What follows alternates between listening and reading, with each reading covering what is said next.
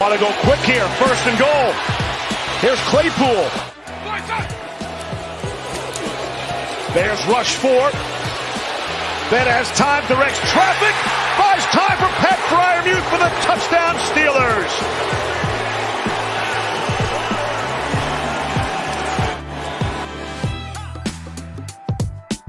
The Muth, Pat Fryermuth, 2 touchdowns. The Steelers beat the Bears last night in what was a fitting end to one of the weirdest and coolest weeks of NFL Sunday football of the year. Steelers beat the Bears. You know, I should Google it. I want to make sure. I'm pretty sure it's 29-27. Let's see if I can remember off the top of my head. I need to act like Tony Kornheiser.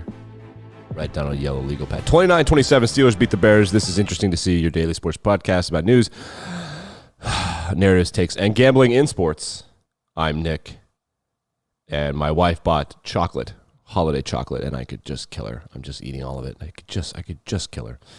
The Steelers annihilate the Bears, but the Bears make a comeback effort in the fourth quarter that made it kind of interesting. They outscore the Steelers 21-9 in the fourth. Wow, it's like all of the points. The over hits, and the Bears cover the spread. Should have bet on it, but I don't have the courage. Matt Nagy is just such a crappy head coach, and the majority of this was garbage time from the Chicago Bears. I thought that Justin Fields looked awful. Then the fourth quarter comes, and he starts hitting some people.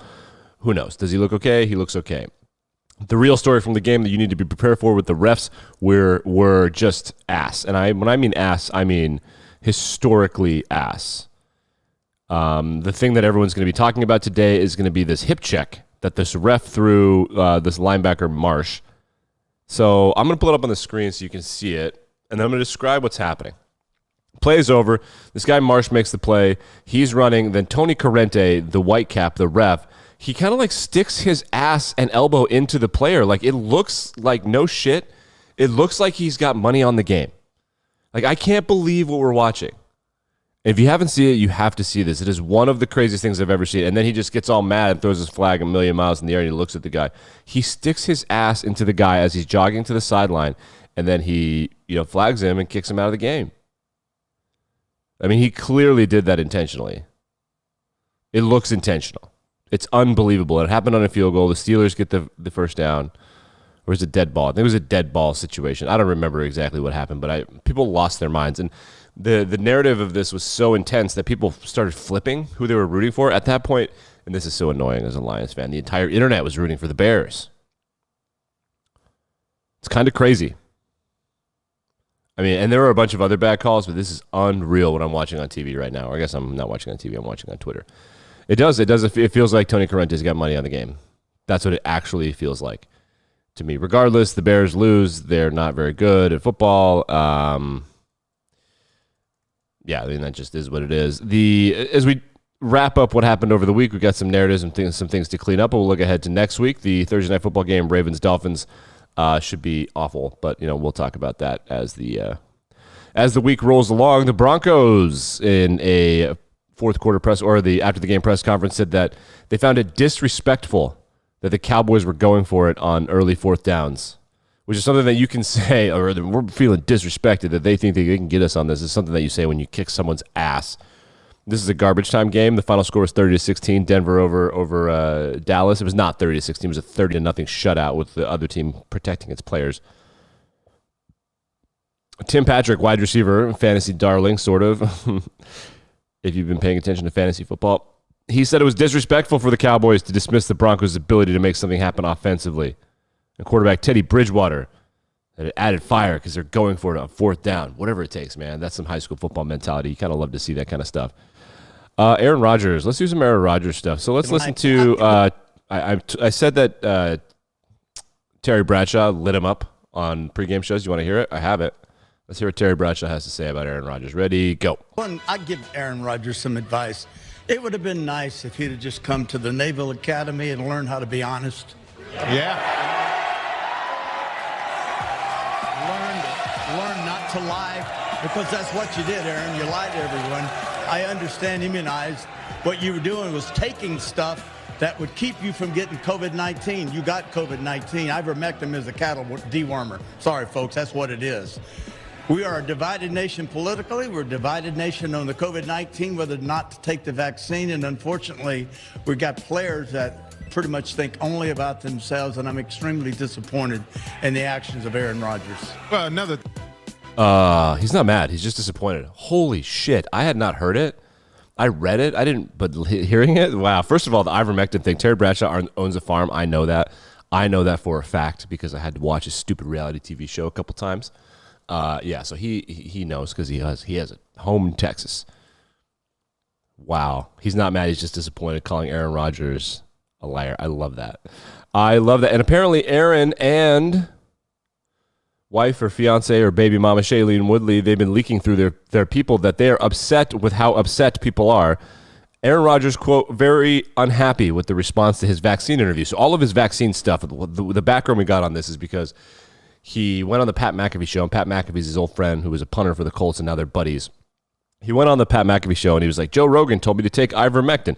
Joe Rogan. I don't like the vaccine. People, Fox News and CNN and America and personal choice. And so if he had just shut up and just been a liar, it would have been annoying. But then he went on there and just spewed his guts. And then now he and Shailene are unhappy with how unhappy people are at Aaron Rodgers for being a liar. So this is not going away, which is great. It's awesome content. I cannot tell you how much this means to me to have this content. I thoroughly enjoy it. And watching the Bears implode the Packers, six half dozen. That's a phrase I'm trying to learn. Yeah, I don't mind that at all. Let's wrap up the weekend by talking about Kyle Shanahan. And we've been talking about what a fraud he is, but let's put some numbers on it. Kyle Shanahan and John Lynch have been the brain trust in San Francisco since 2016. At that point in time, right now, they're 32-40 overall. That's their overall record. They've had one winning season. That was a 13-3 year. That was Nick Bosa's rookie year, Jimmy Garoppolo's second year. They lost the Super Bowl to Patrick Mahomes. Without the 13-3 record, they're 19-37 in the other years. They spent 3 first-round draft picks on a quarterback that apparently isn't better than Jimmy Garoppolo right now, which is unbelievable. They are pure frauds. The Athletic has a beat writer, Mike Sando from San Francisco. That 2019 13-3 season, Mike Sando says that in San Francisco, that 13-3 season and abroad, I mean in America, it's treated like that's the rule, like that's just what the Niners are. But it's not the rule, it's the exception. So someone's got to be on the hot seat. I can't believe, how does he still have a job? This is crazy to me. He sucks at coaching football. He sucks at coaching football. They suck. You play to win the game, and Kyle Shanahan has cool hats and a nice beard, but he sucks at coaching football. It's going to be a quick, short episode today. Let's talk about baseball and how smart they are. They announced the Golden Glove Award winners on Sunday night during Sunday Night Football. No one watched or paid attention or cares at all. Then during Monday Night Football, they announced the finalists for their awards, which they're going to hand out next week during the week. The MVP award will be handed out during Thursday Night Football. The Rookie of the Year award will be handed out during Monday Night Football. Oh, man. I don't understand. The presumptive MVP is probably Shohei Ohtani, but Vladimir Guerrero Jr. is pretty great. Let's go through the finalists and see if we care about any of these people. I thought the Detroit Tigers got hosed. They should have a Rookie of the Year finalist. Alas, it is not that important. Dylan Carlson of the Cardinals, Jonathan India of the Reds, and Trevor Rogers of the Marlins for the NL Rookie of the Year. Randy Arozarena and Wander Franco of the Rays. Those guys are awesome players, and they have almost won World Series twice now. And Luis Garcia of the Astros, and the Astros are annoying. Manager of the Year finalists are Craig Counsell, Gabe Kapler? The dude from the Phillies? That guy is, All right. Craig Counsell, Gabe Kapler, and Mike Schilt. Yeah, the guy that he got really fussy about the spider tack. Yeah. And the AL Manager of the Year finalists, Dusty Baker, Kevin Cash, Scott Surveys. Cy Young Award finalists, Corbin Burns, Max Scherzer, and Zach Wheeler. Zach Wheeler of the Phillies. Good for you, Zach. The AL Cy Young finalist, Garrett Cole. Get the fuck out of here, Garrett Cole. Lance Lynn is the Cy Young Award winner. Robbie Ray of the Blue Jays, also a Cy Young finalist. The MVP finalists, my vote for the NL would be Bryce Harper of the Phillies. Then also finalists Juan Soto of the Nationals and Fernando Tatis Jr. of the Padres. For the AL, MVP finalists are Vladimir Guerrero Jr., Shohei Ohtani, and Marcus Semien, also of the Blue Jays. Yeah, that's so stupid that they do it for the leagues. That's so dumb. I'm the NL MVP. Yeah, well, Shohei Ohtani and Vladimir Guerrero Jr. are better than you, but you're going to get the award because at one point in time, the DH was something that we actually argued about. Is that not completely bananas and stupid? I kind of think that it's unbelievably stupid. As baseball wraps up, it's time to start paying attention to the National Basketball Association. We've been sprinkling some things here or there, but I'm going to start to include those clips. Also, the NHL. We're all rooting for the Arizona Coyotes to win more than like 7 or 8 games this year. Like, fingers crossed for those guys. And college football playoff rankings come out tonight. I'm sure that they will be reasonable and no one will be upset with them. It makes a ton of sense. The real thing that Notre Dame is being disrespected. That's the real story here. Cincinnati beat them in their house, but the ACC is so bad that Notre Dame's ACC schedule, they're like, yeah. The ACC is no longer a Power 5 conference. It just isn't. Steve Levy had himself a rough night. He was very annoying. Also, there was a graphic when all 3 of the guys in the booth are on TV. It has their names below them, but then it also has their signature. Like, they signed virtually the graphic beneath their name. It's just complete preposterousness. Let's listen to Steve Levy with this call. Kick all the way. Hits the crossbar and comes short. He did not hit the crossbar. And kick all the It did not hit the crossbar. So, that was the sound effect. It did not hit the crossbar. That's going to do it. I'll be back and better than ever tomorrow. Like, rate, review, subscribe, etc., etc.